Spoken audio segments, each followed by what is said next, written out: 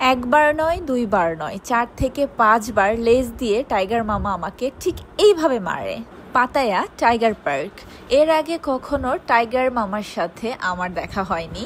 এই first time লাইফে দেখা করলাম, তাও আবার এতগুলো মার খেলাম। টাইগার পার্কের টিকিট তোমরা কিভাবে কাটবে অ্যান্ড আমার ফুল এক্সপেরিয়েন্স শেয়ার করব তোমাদের সাথে। So stay tune Annie's world. So আগের ব্লগেই তোমাদের সাথে শেয়ার করেছি আমরা পাপা বিচ থেকে ডিরেক্ট চলে যাচ্ছিলাম টাইগার পার্কে। অ্যান্ড টাইগার পার্কে আমরা পাপা বিচ থেকে কিভাবে যাব, ইয়েস এটাই শেয়ার করবো তোমাদের সাথে।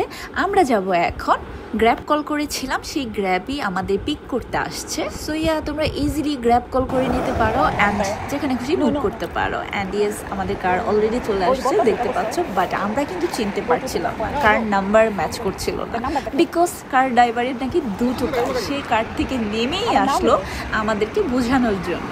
এন্ড সে পরে আমাদেরকে শেয়ার করলো তার দুটো কার। ও ওকে, I have two car. Can you see me? This is you. Yes. I have two car. MG go to service. Okay. Sorry. It's okay. Finally আমরা কারে উঠলাম অ্যান্ড ড্রাইভারটা অনেক বেশি জোশ ছিল, আমাদের সাথে অনেক গল্পও করছিল। পাপা বিচ থেকে টাইগার পার্কের দূরত্ব খুবই কম, সো আমরা ইজিলি পৌঁছে গেলাম আমাদের লোকেশনে। টাইগার পার্ক চলে এসেছি।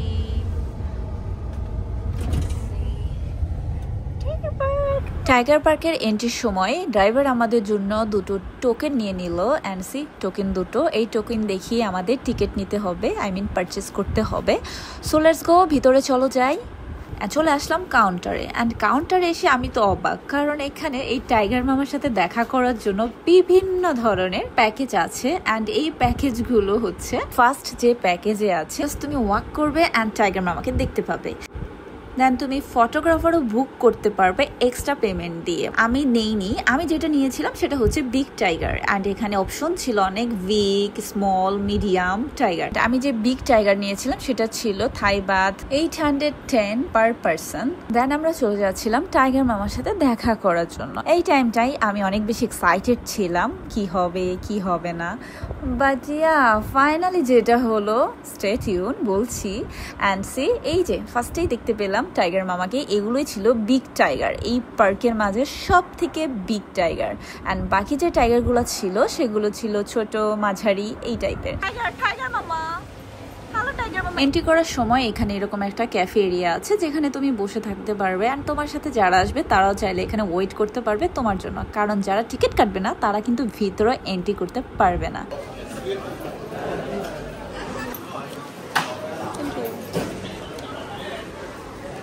আমার টাইগারটা আছে বিগ ওয়ান।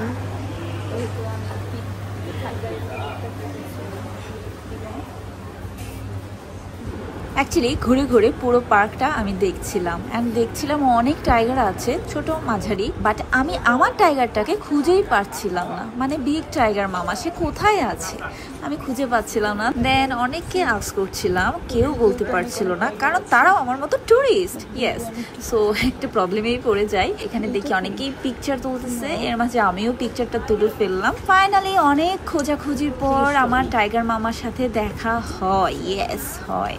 টাইগার পার্কে কিন্তু বাজে স্মেল আছে, এটা আমার খুবই খারাপ লাগছিল। টাইগারের শরীর থেকেই মেবি এই স্মেলটা আসে, আই ডোন্ট নো, আমার এই ফার্স্ট টাইম এক্সপিরিয়েন্স যেহেতু জানি না। আমরা গেটের সামনে চলে আসলাম অ্যান্ড এখানে আসার পর আমাদের কিছু গাইডলাইন্স ছিল, সেগুলো বলে দিচ্ছিল কি কি করা যাবে আর করা যাবে না। পরে আমার ব্যাগটা তিনি একটা লকারে রেখে দিল সিকিউরিটি পারপাস। সো রেখে দেন আমি কিন্তু যাচ্ছিলাম।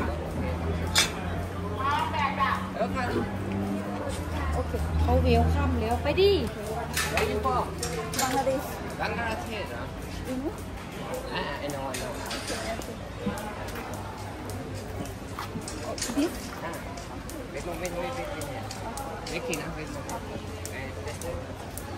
আমাকে টাইগার মামার কাছে যাওয়ার আগে একটা তার থাকে, সেটাকে টপকিয়ে আমি চলে গেলাম টাইগার মামার কাছে। অ্যান্ড সি টাইগার মামা তো খুবই শান্ত দেখা যাচ্ছিল, সে সুন্দরভাবেই ছিল, বাট দ্য থিং সে আমাকে অনেক কষ্ট দিচ্ছে। এখানকার গার্ডরাই আমাকে পিকচার তুলে দেয়, ভিডিও মেক করে দেয়, বাট দ্য থিং টাইগার মামার সাথে যে বাজে একটা স্মেল আছে, ও মাই গড, কাছে না গেলে তো জীবনে জানতেই পারতাম না। অ্যান্ড আমি জীবনেও আর নেক্সট টাইম যাবো না, কারণ আমার খুবই বাজে লাগছে। আমাকে লেস দিয়ে সে যতবার মেরেছে আমি কল্পনাও করতে পারি নাই। কেন মেরেছে আই নো, পরে আমি বুঝতে পেরেছি তাকে টাচ করতে হবে hard touch, not like a soft touch. আমি অ্যাকচুয়ালি তাকে হালকাভাবেই ধরতে ট্রাই করছিলাম, এটাই আমার ভুল ছিল। তাকে একদম হার্ডলি টাচ করতে হবে। টাইগার পার্ক থেকে বের হবার পরে আমার অবস্থা খুবই বাজে। আমার মনে হচ্ছিল আমার শরীর থেকে এখন বাজে স্মেল আসতেছে, এইরকম একটা অবস্থা। আমি একদম বের হয়ে ডিরেক্ট চলে যাই ওয়াশরুমে গিয়ে বডি ওয়াশ দিয়ে প্রায় আমি হাফ শাওয়ার করেই ফেলি। সো দেন আমি এখান থেকে মুভ করি আমার হোটেলের উদ্দেশ্যে। অ্যান্ড গাইস, তোমাদের সাথে এখন যেটা আমি শেয়ার করবো সেটা তোমাদের জন্য অনেক হেল্পফুল হবে। পাতায় আসলে তোমরা মাস্ট গ্র্যাব কল করবা। গ্র্যাবে তোমরা লো প্রাইসে পেয়ে যাবা, বাট রোডে থেকে তোমরা যদি কার নাও তোমাদের বেশি এক্সপেন্সিভ হয়ে যাবে। সো ট্রাই করবে গ্র্যাব কল করে যাওয়ার। আমরাও তাই করেছি। ইয়েস, গ্র্যাবে কল করে দিলাম, খুবই আর্লি গ্র্যাব চলে আসলো অ্যান্ড ইজিলি আমরা চলে গেলাম আমাদের হোটেলে। পাতায়াতে আসার পর কেউ এই গাড়িগুলা নিবা না, এই কারগুলা অনেক বেশি এক্সপেন্সিভ, টাকা বেশি নাই। এর থেকে বেটার হচ্ছে গ্র্যাব। তোমরা সবাই গ্র্যাবে কল করবা। তো ইয়েস, এই যে আমরা একটা গ্র্যাব কল করে ফেলেছি, গ্র্যাবে উঠছি। বেস্ট। পাতায়াতে আসার পর থেকে এটা এক্সপিরিয়েন্স করতেছি যে এমনি রোডে গাড়িগুলো হয় টুকটুকের মতো, আই থিঙ্ক এই কারগুলো না নেওয়াই বেটার। এর থেকে গ্র্যাবে কল করাই বেস্ট। গ্র্যাবেই বরঞ্চ প্রাইস অনেক বেশি লো। সো আমরা এখন গ্র্যাব কল করছি অ্যান্ড কমফোর্টও অনেক বেশি। আমি সাজেস্ট করবো তোমরা পাতায় আসলে অবশ্যই গ্র্যাব ইউজ করবে। আমরা এখন টাইগার পার্ক থেকে আমরা হোটেলে ব্যাক করছি। C the road, very nice.